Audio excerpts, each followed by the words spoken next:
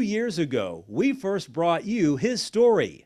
Today, Red Boiling Springs native Wesley Davis is one step closer to achieving his dream, which is eventually becoming a country music star. Good morning, everyone. You're listening to WLCT 102.1 FM Country and WEEN 1460 AM Gospel. It's his first radio interview. Wesley Davis recently visited the WLCT studios in Lafayette. He's here because his first single is about to be released for airplay. No one ever told me a girl could look so good.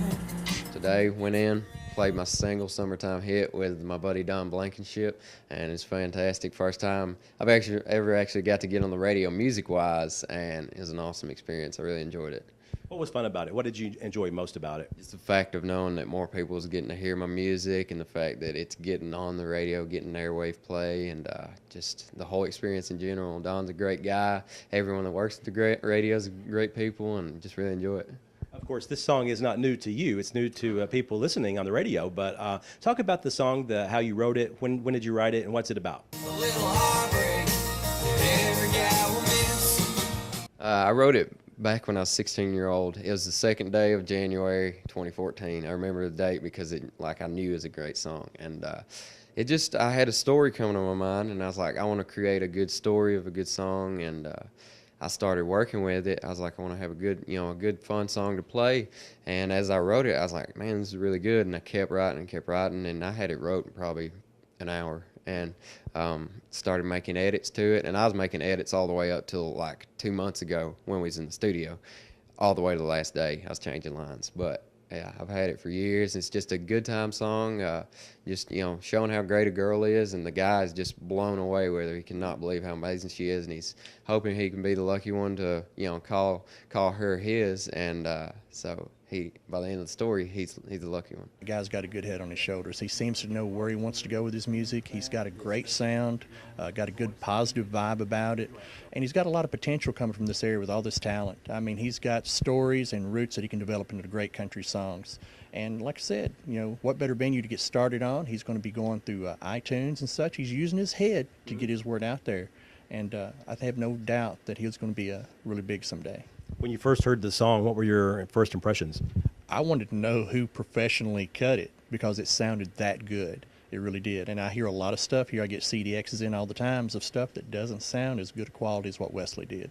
How neat is it knowing that it's somebody from our backyard, so to speak, that's trying to do this, and you got a chance to maybe interview him today, of course, and maybe push him along the way, so to speak? Hey, if that happens, God bless him. I hope I can do anything I can to help anybody, especially somebody like Wesley. Like I said, he's a good young man, and he's got a good positive attitude, and you can tell he's had good roots in this community.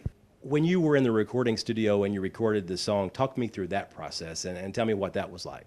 Well, I sent in my demo of the song that I created, and then we brought in some studio musicians from some of the best Nashville musicians, and we recorded it, and they started laying over the tracks. And then I came in about a week later, and we mastered the vocals, perfected them, and it was an amazing process getting to do that.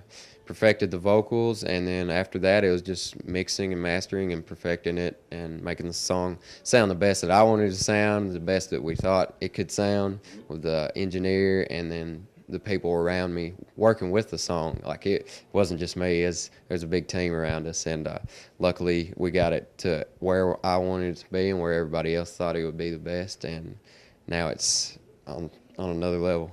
What was their reaction when they heard it for the first time, and then when they finished all the editing process? They really enjoyed it. They liked the imagery, they liked the song, and so we knew we could take it to next level radio play worthy, and that's what I wanted it to be. I wanted to be able to put it out and it'd be something that I'm truly proud of, and that's what we've done.